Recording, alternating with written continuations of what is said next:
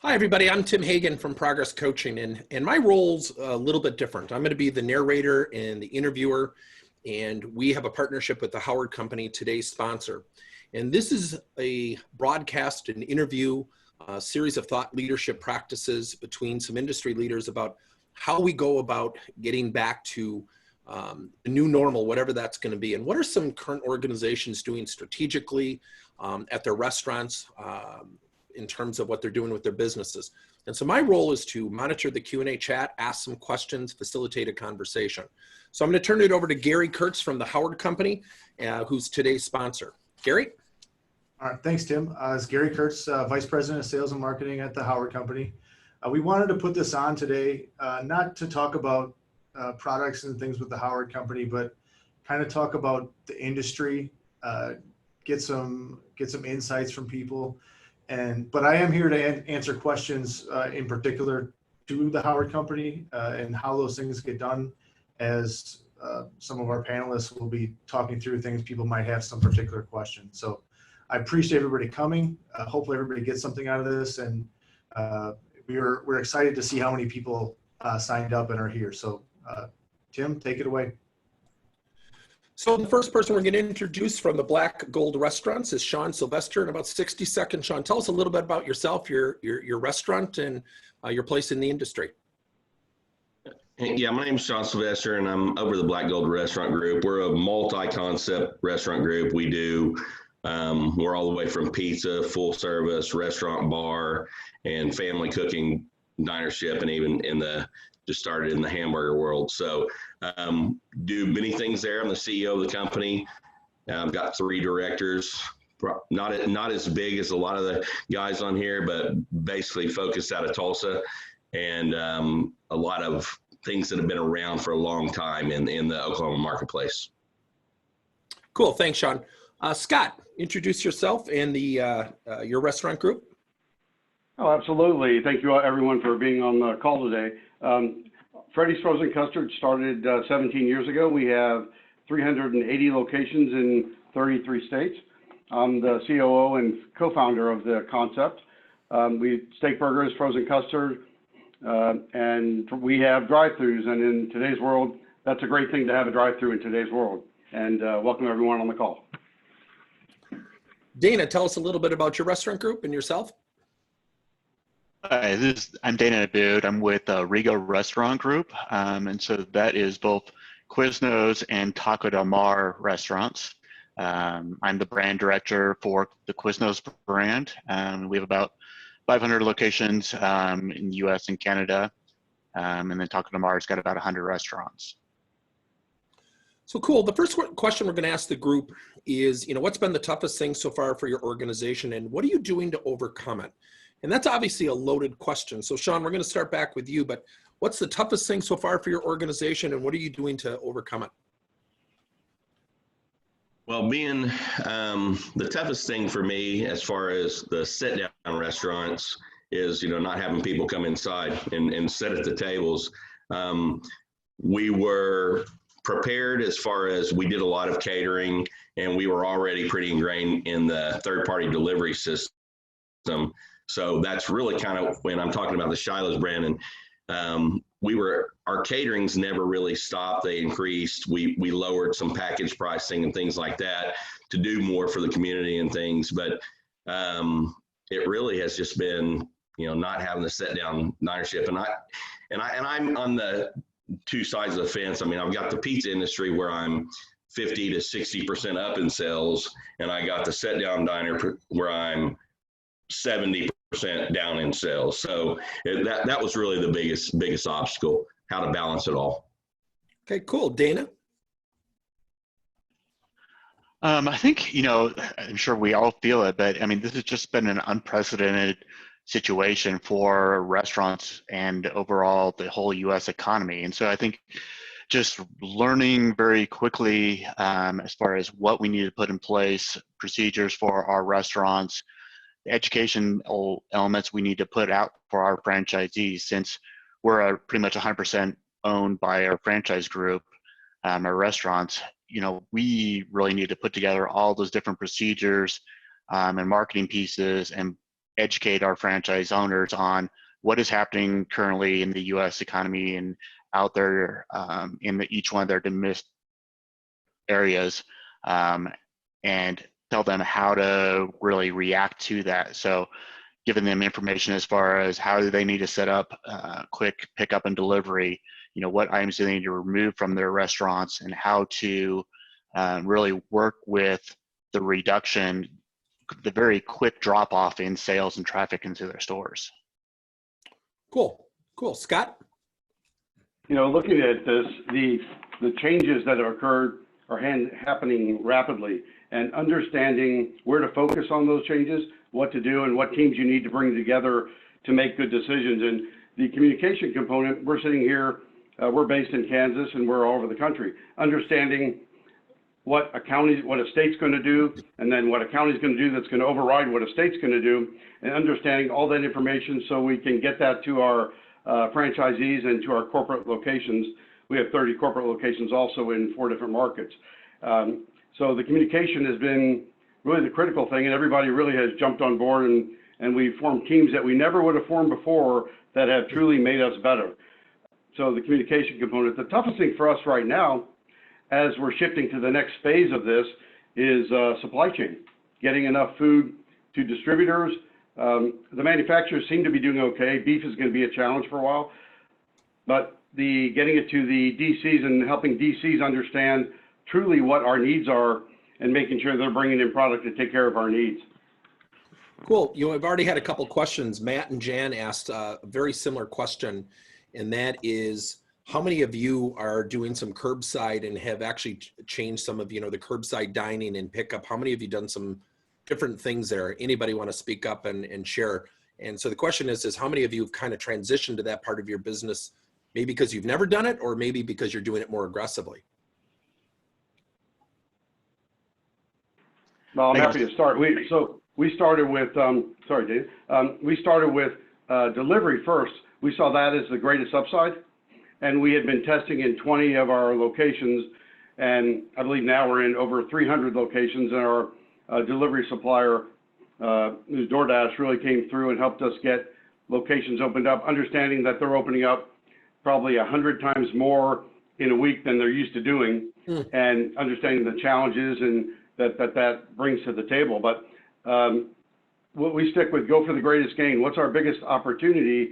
And based on what we think we found out, we focused on delivery, and then we laser focused on making our drive-throughs faster and better. Adding another venue to serve food, if it doesn't bring you up 3 to 5%, isn't necessarily a good move, because it slows down your other ones, and we opted to go that direction. John? Yeah, I mean, we really up the delivery side of things. We focus on the curbside, putting new signage out front as well. And, I remember 18 years ago launching curbside at Applebee's. We refocused on some things we did a long time ago. And it really did see an uptick. We were already a very good partner with Easy Cater and DoorDash. We had over 2 years experience with them, and that was about 20% of our business. So we saw that become 60% of our business, and I don't think that's going to go away anytime soon as we launch into this new era. Anything to add, Dana? Yeah, I think the only thing, we're definitely doing curbside and focused on delivery. It's similar to what Scott spoke to earlier. It really depended on the local municipality as far as what was being restricted, as far as if customers were being allowed to go inside the restaurant or not. At least that's an easier thing for us to quickly execute is, pick up in store versus adding the extra element of curbside. That is something we've added to all of our restaurants also. Okay, cool. So quick question for you, Sean. Clark asked a great question. What have you done to get that 50 to 60% increase in your pizza sales during the pandemic? What are some specific things you've done? Well, I had some pizza restaurants that were buffet driven, which we had to shut down all buffets. We really just focused more. I went aggressively marketing. I hit mail drops, things like that. We did a lot with the community as far as with the first responders and hospitals and stuff, getting out in there, helping others out. And then pizza in general is so easy for families that it's a natural call ahead and come in. I think there was a lot people really started looking at their budgets, and when you can get a large pizza for $5.99 delivered to your house, I mean, people are going to do that. And so I think we stayed aggressive on the marketing side of it, really focused on what we could do immediately to make people feel safe when they came into our establishment. And, I'm on the back end now figuring out how I keep all those sales. Cool. Very cool. So Carrie asked a great question, curious about what you're doing with marketing. What have you found success with? I mean, I've heard signage. I mean, I know in my small community, I see signs everywhere that we never used to see because we're very sit down type of restaurant community. What are some of the things that you guys are doing in terms of marketing? How are you leveraging signage? How are you driving some of the curbside? So Carrie's question is about, what are you doing from a unique marketing strategy standpoint? Want to start with you, Dana? Yeah, I think there's not a single answer to that. We've done a lot of different things. We were able to partner with Coca-Cola and doing banners on outside of a lot of our restaurants, to doing window signs and those type of things. So definitely, I think the signage piece is a big part of it.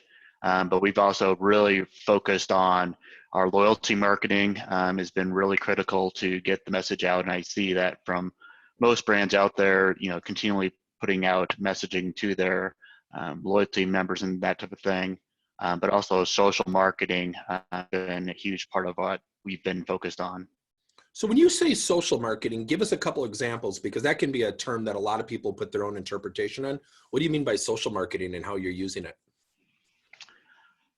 We've primarily focused a lot on Facebook marketing, so customizing some different creatives for both our local restaurants, our franchise owners to put out onto our local Facebook pages, and also keeping that messaging going on our brand page as far as, we're open, what different situations are per restaurant as far as if they're allowing in-store pickup or just curbside pickup, and really customizing those pieces for those franchise owners. So, but it also included Instagram and Twitter and all the different avenues also.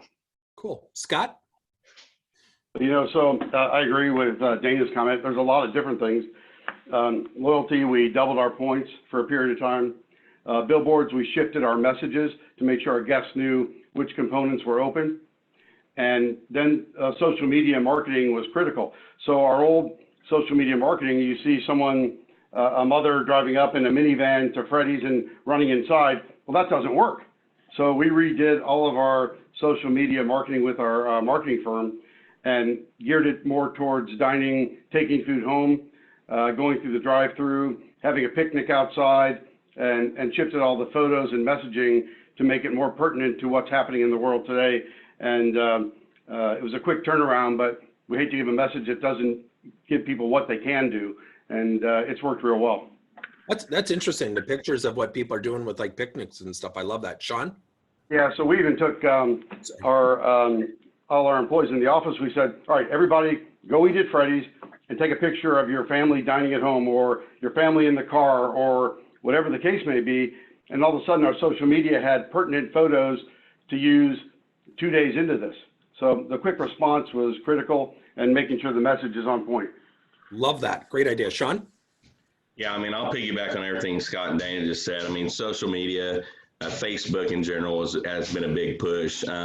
One thing we did too was, we got a lot of windows in restaurants. So we got this great idea that if we could decorate every window, get the employees involved in painting on the windows, having fun with it, making it look like there's something going on there. We did that about at every location. I also have a food truck. So we took the food truck into different neighborhoods as we've been requested, and we've had great turnouts. I mean, I've never sold so much root beer and pie in my life, but going into just different neighborhoods and things like that. So we did a lot of the on the ground guerrilla stuff as well with the social media, the mail drops, things to that nature. Cool. So Gary, let me bring it back to the Howard Company, the sponsor. I mean, what are some of the things you guys are hearing in terms of signage, how people are using it? What are some creative things that you're doing? I love some of the things we've heard with, Instagram, taking pictures, putting it out on the social sites. But in terms of what your business does in terms of signage, what are some of the things you're hearing from your customers and how they're using some of those things to draw attention to their restaurants and organizations? Yeah, so I think the biggest thing that everybody's kind of touched on is curbside. Whether or not you did curbside at the start of this or not, I think the entire country is now found curbside. So it's going to be something that might stick around for a little while. That might be a question at the end for these guys to say if they what is going to stay. The other thing is in preparation, we're seeing a lot of people putting up shields and barriers inside for when they can reopen. That's been big. And then, just fine tuning those drive-through areas too for the drive-through restaurants. Like Scott said, quick turnarounds, being very pointed with your branding so people know exactly what they want. And I think that the other thing that we're going to see a lot of people do that isn't as much signage, but digital technology with the apps and stuff like that is going to be very key coming out. Cool. So, going forward, what are some of your plans that you have in place strategically? We talk a lot about, in different industries, there's really three fundamental choices. We're going to walk out of this. We're going to run out of this. Obviously, we want to sprint out of this crisis, whatever that might mean, because we really don't know where things are going in terms of the crisis and what have you, and certainly the impact in your industry. What are some strategies you're currently putting in place now that you think will position you, maybe even outside of marketing, that will position your organization to kind of, when we get back to whatever that new normal is going to be, where you feel like you're gaining that traction now? What are some things you're doing now that you think are going to position you for later? Sean?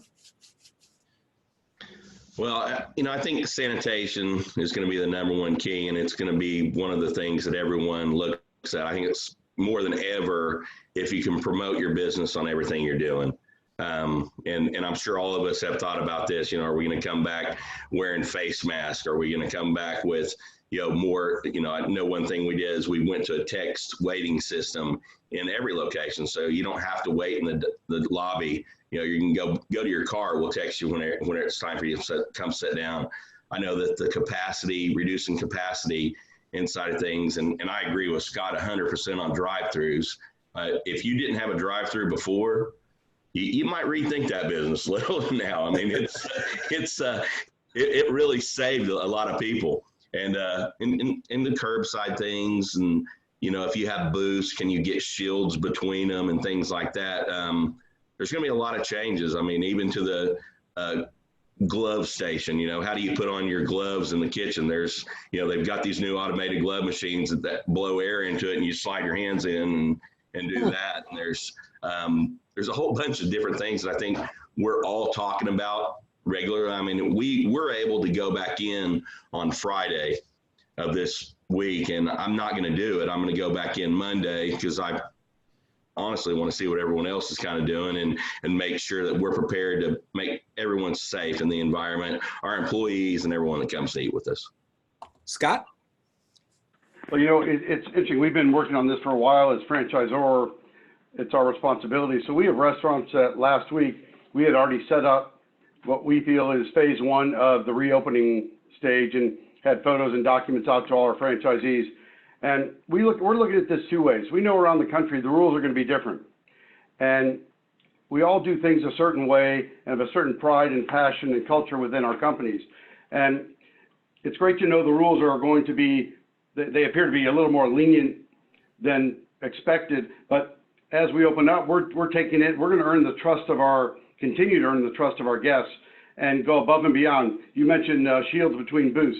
We already have those shipping to every restaurant in the country as a foreship, because that's going to be a standard for Freddy's. Is it going to be for a period of time anyway? Is that going to be mandated in 100% of the counties? No. 50? No. 25? Maybe. But we think when a guest walks in and they see all these items in place that give them more trust in dining out, and Sean's comment on sanitation is critical. The guest wants to feel safe when they walk in the door, and they want to feel comfortable. They want to make sure and see all these clues that are telling them that your restaurant truly does care about doing things the absolute right way and safe way first, and then the restaurant comes into play. Dana? I think something we talked on a little bit earlier, besides drive-through, I think the growth of delivery and third-party delivery is just going to continue to expand and be just a standard restaurant element. So we've really been focused on it for the last 2 or 3 years, but I think this time period has really re-emphasized the need to focus on that and really build those partnerships and move our operations to really help facilitate that kind of business. As I think consumers have gotten used to ordering via third parties or ordering for delivery, and that will continue on for the next forever, basically. So I think that is going to be a big part of it. And I think we're also going to be looking at how, similar to what Scott and Sean have talked about, as far as how do we implement these safety elements into our designs of our restaurants. So for us, we don't want to become a 7-Eleven with plexiglass shields around the entire service area, but how do we build in those elements that allow our consumers to feel safe ordering from us, coming into our restaurant, customizing their sandwiches the way they want them, but also walk away feeling very safe and have that trust into our restaurants, as Scott and Sean have already stated. It's interesting. Go ahead, sorry. Oh no, so what we're going to do, looking to vendors like Howard Company and everything else, so, you know, shields and plexiglass and all those different elements, how do we build those into our restaurants? And it's interesting you use the term design. I mean, who would have thought we would design safety in restaurants? Because you don't, you know, obviously this has caused us to look at things differently. The next question is kind of a loaded question, and take your time in answering it, but it's a really loaded question, because I think what people like myself don't understand is, how has this impacted you from a people standpoint? We know the fear and the job security and the thing like furloughs. We know that stuff's out there, not minimizing that. But what are some of the things you're going to do in terms of engagement strategies, bringing the people back? Because not only do we have to have safety for our customers, but you've now got to recruit people back to an industry that's just been really kind of clobbered. What are some of your engagement strategies with current staff? And what are some of your strategies of bringing people back and attracting them back into your industry? Sean? Well, I think the biggest thing is making sure that we stayed in contact with everyone throughout this whole process, because, you know, there were people that, you know, they were afraid to come back. We're still going to see that. We have certain employees that don't feel safe that they can come back now, so we keep that door open. And we just, in our industry, there's a lot of people that have been furloughed and laid off. So there are a lot of people that do want to come back.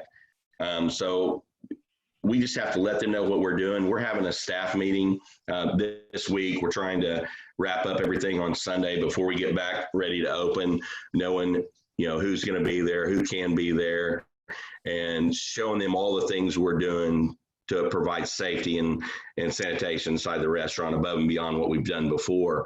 And, you know, I think just keeping that open line of communication through this entire process has helped us. You know, I'm also opening a new restaurant this month, and you know, it's a 250 seat bar and sports bar, which we are having to go down to half capacity, and we're just now back in the hiring phase. So we're going to open with half the people we normally would, and just we're trying to show them and give the confidence to them that, you know, we don't know what the consumer is going to do when they come back.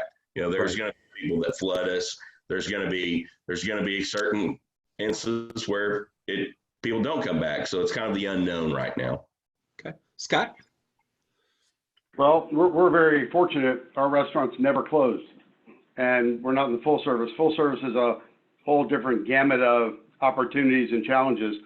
With our restaurants, as we're gearing back up for dining rooms, really keeping the attitude of first, safety first. Our employees, our team members need to understand that, because it's real and it's part of our culture and always has been, but we're emphasizing that more than we ever have to make sure people understand it. shift by shift, appreciating employees. We have 30 corporate locations with close to 12 or 1,300 team members. And the second week into this, we gave everyone additional funds on their paychecks. And no one knew about it. We sent a letter just saying, hey, thank you. And showing that appreciation, I think today is more critical than ever. And we truly do appreciate, we have some of the lowest turnover rates in the industry with management and hourly, and continuing with that attitude and culture and making sure our decisions are based on that, we think will reap benefits for all of us. It's a double win. Our team members win and we win, and it's the way to go. What were some of the impressions of your people when you did that? Because that's a pretty oxymoron thing in this day and age of what's going on. You know what? I was really, Tim, it was interesting. I was in a restaurant because one of the local TV stations, we didn't release this to the public at all, but one of our team members sent the letter that my partner and I sent to all the team members, and they wanted it for the news that evening, and talked to some of our employees in the restaurant and myself. And then as I was leaving, an employee came up, and it was really touching. And one-on-one just came up and said, hey, this really does make a difference, and thank you. And I was a little choked up, honestly. It's we sometimes take that for granted. Our team members are what drive our business, and like most people in our industry, I started in the dish room, and they did, and we have people that are moving up in our organization, and we have people that started as line cooks that are now franchisees with multi-location franchisees. So that attitude is what drove the decision to assist, and we think that's the way to run a company. We're a privately held company. My partner and I can make decisions as we wish. That's awesome. That's why I wanted to kind of dig deeper. Dana? I think for us, it starts with our relationship with our franchise owners, and our operations team and education team have done just a job continuing the communication with our franchise owners that we're in this together. This has been something that's been very unique for the industry, and how do we continue to support them in building their teams back up, because unfortunately a lot of them did have to furlough their employees or reduce their staff during this time period. So how do they bring those people back on? Fortunately, I think the government has done a lot of things to help supplement employ anybody that was laid off during this time period. That's also going to make it kind of a hurdle, as we come back, as far as bring those, I know I've heard it from a couple of franchise owners, their employees are making more money on government assistance right now versus inside the restaurant. So, bringing them back in and understanding and give them confidence that, they're a valued team member and bringing them back into the organization. Well, that'll really go to, obviously the in-store leadership and the way they engage and talk to their people, which is really interesting. And that's what I love. And not that, again, every organization is different, but that's like with someone like Scott, that person who came up to Scott probably told about 10 people, 20 people by the end of that week. And if we can get people talking positively, good things. What are some things you're going to do, everybody, to recruit? I'll come back to you, Sean. What are you going to do to recruit people back to your place if you happen to furlough them or you need more people in your locations? Because it's probably going to become a pretty competitive part of your industry. Not that it wasn't already, but what are some recruiting things you're doing? Sean? It will be, I think we've held on to most all of our employees through this whole process. So we're going to open back up with some of the restaurants that we, were just curbside and dine in. Okay. But, as I'm doing this with this new location, I'm using about every app out there, to recruit. I'm using radio, I'm using billboards, I'm using, going out to places, talking to people, and everything, ZipRecruiter, Zippy app, Indeed, all of those things. I'm having to spend a lot more to try to get the foot traffic back in to do that. And it's word of mouth. You hire good people, and you give them an opportunity, and we'll enlist a incentive program to where bring us people to us. We'll give you so much money to help recruit. It's been a little different with opening a restaurant in this time. Sure. Scott? Well, we are not as aggressive recruiting right now because we still have most of our employees.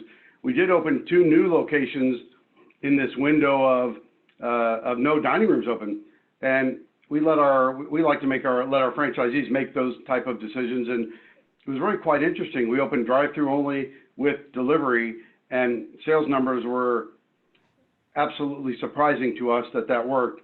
And now we're in the mode of getting ready to open the dining rooms, but we're not in an aggressive mode for hiring because most of our team members had the opportunity to stay on, a lot different than a full service restaurant. Cool. Dana? I think they did a great job of covering most of the key aspects. I think, we'll continue to focus on social and word of mouth from our employees that are within our organization. That's usually how we find the best referrals and get the best employees in. Cool. So this is kind of a combination. Matt and Jan from Rhode Island asked an interesting question. Do you see curbside as a new industry, a new part of your strategy? Has that changed the way you're looking at things as we go back to whatever the new normal is? And how are you going to approach opening up your dining room? What does that hybrid look like? Sean? Well, curbside's been around a long time. I mean, it's something that we've done, and at times in certain markets, it might make up 3 to 5% of your business. Now it has definitely increased. So I do think it will be something we continue to roll out and go in there. So I would say that, those parking spaces, that practice, the call when you get here, text type programs will definitely be introduced into every concept I do again going forward and stuff. And as far as opening the dining rooms, it's making sure that we've got the proper social distance practices, which we have no idea what that looks like yet until we get the dining rooms open. So, but I think we've all went in there and figured out what we think is going to work. And then we'll find that out as certain restaurants open. I'm interested. I've got a friend in Atlanta, and, I'm talking to him daily of what he's seeing because they actually opened up kind of first in the country. And so, we're going to adapt and learn from our peers. And I mean, that's how we're going to do it. Cool. Scott? Well, I think Sean's comment on learning from peers, I'm very fortunate. I sit on the board of the National Restaurant Association, and they've given a lot of guidelines. So anybody who hasn't utilized restaurant.org to help get information, they've done an amazing job through this crisis. One advantage I have is networking, and I'm involved in some full service restaurants on a small scale. And if you can fit curbside into it, it is going to be part of the new norm. A lot of people are defining this as trying to build an airplane as you're flying it. And I agree with that scenario. But understanding that today is a consumer in the next 6 months, forget about what the rules and regs are by county or by state. What is the consumer going to be comfortable with? What is our guests going to be comfortable with in a dining room? Full service restaurants, if it's well spaced, they're going to go in there. If you have booth dividers, whether they're required or not, they're going to feel comfortable dining in your restaurant.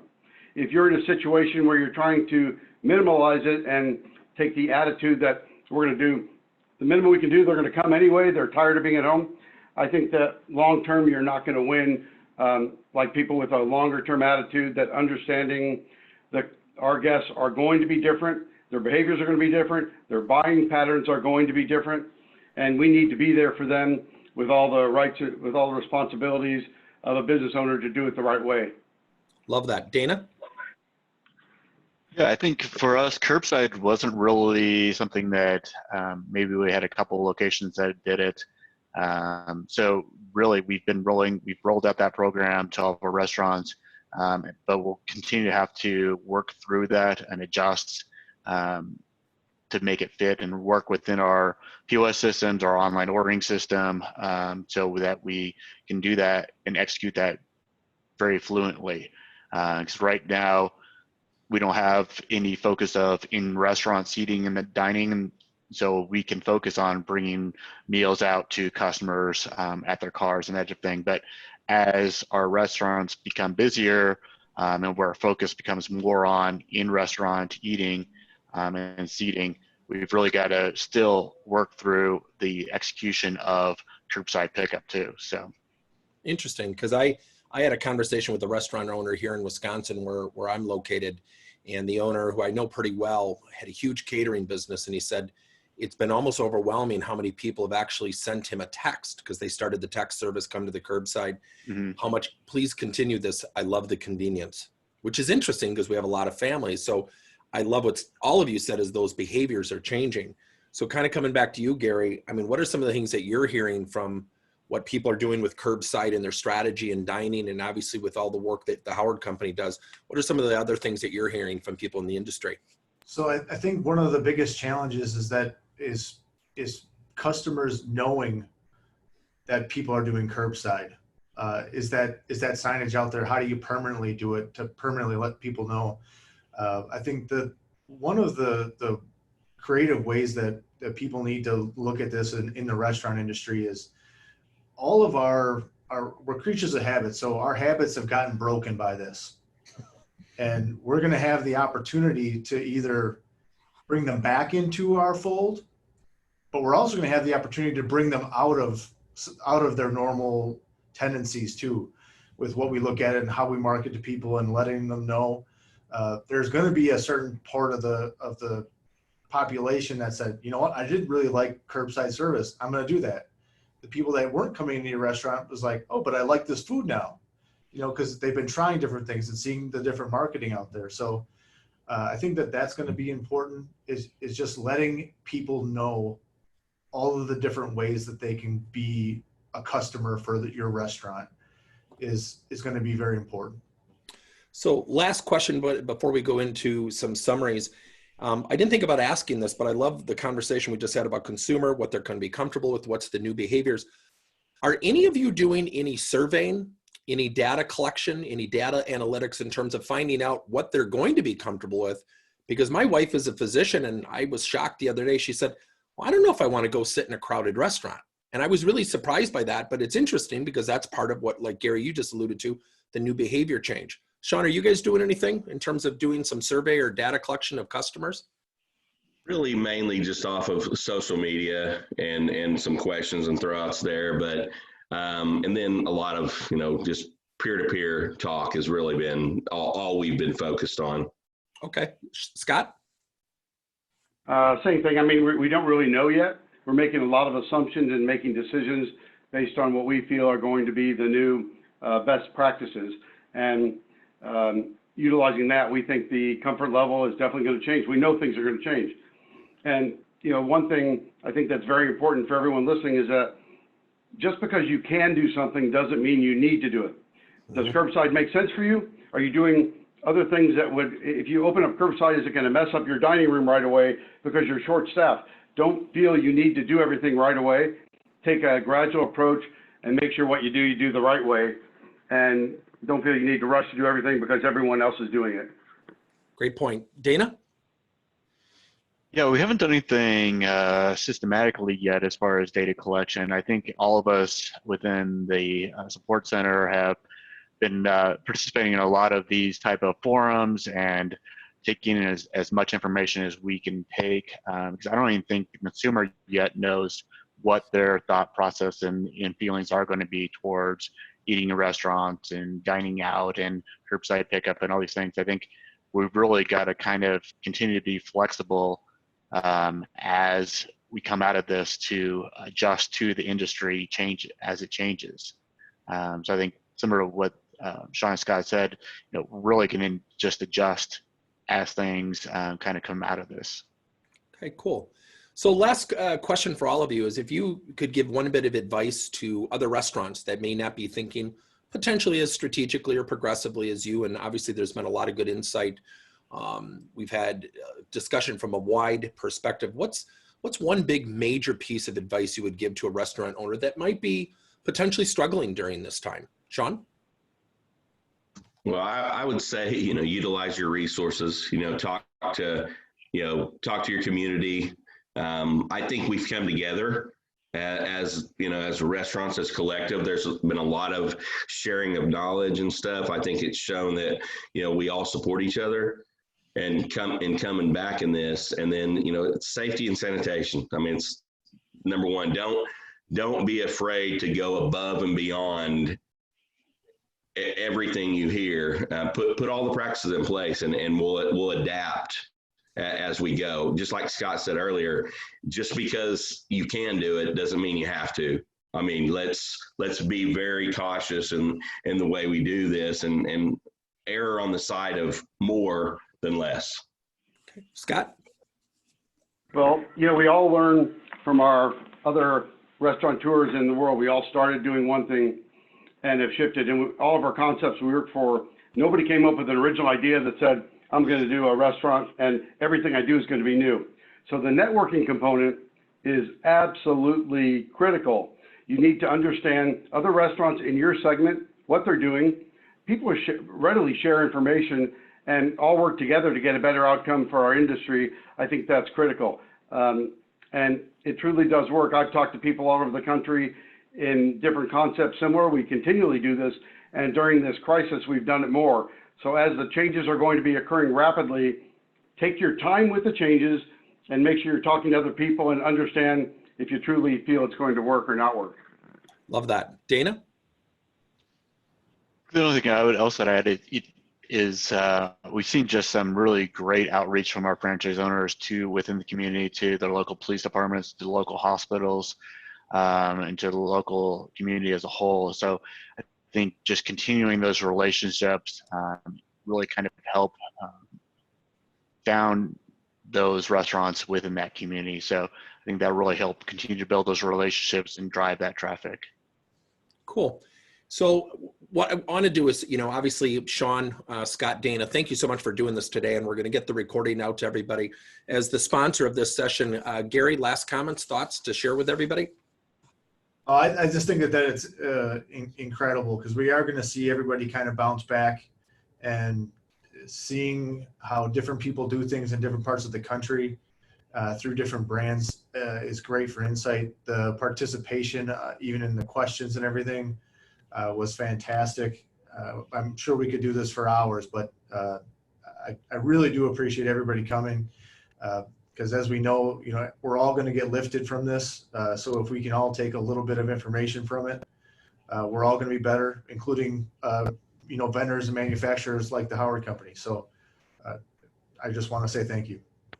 You know, and I'll just kind of finish with a quick story. We have a local restaurant here in Cedarburg, Wisconsin, where a lot of my players, I coach high school volleyball, work for this guy, and we kind of put his catering on the map. And my wife and I went in and had dinner one night, and, you know, left a pretty sizable tip. And about 2 weeks later, comes out and brings me my food. And I walked away from my car and I followed him in. I said, "What are you doing?" I said, "I didn't pay." I said, I didn't put it on a credit card." He goes, "No, lunch is on me." And I posted that on Facebook. And so many people have rallied around this guy. And I love what you shared. I think it was you, Sean, that community. We have to invest in restaurants and go above and beyond the call, because it's an industry people like me don't understand. And when he did that, as much as you said, Scott, I got choked up. He employs all my players. And he's buying me lunch during this time. And I'm like, who does that? And I have shared that story 20 times in our local Facebook pages.